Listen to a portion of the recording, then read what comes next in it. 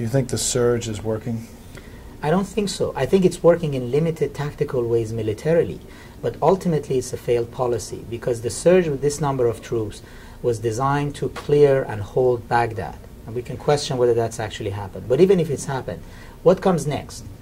It's an ink blot strategy. You have to spread out of Baghdad, which means it's a policy that ultimately can only work if you have commitment to continuously escalating the number of troops and the time. And ultimately also, even that is not going to work unless you have a political strategy for Iraq. Otherwise, I call it a finger in the dike strategy. You can stay there with your finger in the dike and keep the two sides apart. But if you don't have a solution in the day that they can live by, the minute you pull out your finger from the dike, the water is going to gush out. And I think it's a bad strategy for the U.S. because it's not a solution to Iraq.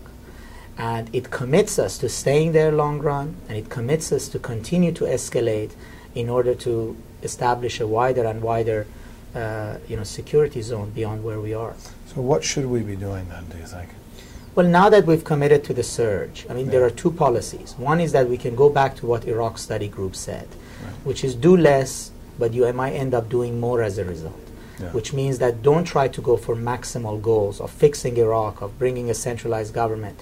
Just look after the worst things you don't want to happen in Iraq. Al-Qaeda, Iranian invasion, whatever it is. Maintain the right amount of force that allows you to stay longer and be in charge of your own destiny in Iraq. That's one option. The second one is that if we're going to stay where we are with the amount of forces that General Petraeus has, with the strategy of holding Iraq, we need to get at least, or pretend to at least be serious about a political program for Iraq.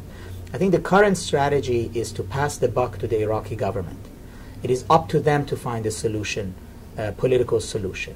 We are not putting any pressure on Sunni governments to bring the Sunni insurgents to the table. We're not trying to help the Iraqi government by finding Sunni partners with which it could actually negotiate. We're not talking to the Iranians to put pressure on the Shias to make the compromises. We're spending a lot more time getting the Israelis and the Palestinians and the various factions of the Palestinians to sit down and shake hands than we are spending time bringing the Shias and Sunnis together. In many ways, in fact, the State Department is really MIA in Iraq. And without having a political strategy, this is putting the American military in a very untenable position because the burden of peace is put on them, and that's not something that they can achieve. So if we really are serious about the surge, General Petraeus is correct. We need a political solution. A political solution is not Maliki's job alone. It requires a peace process. We need to do what we did in Northern Ireland, in Yugoslavia, with the Palestinians. We may fail. It may be too late. But we're not even pretending to be doing it.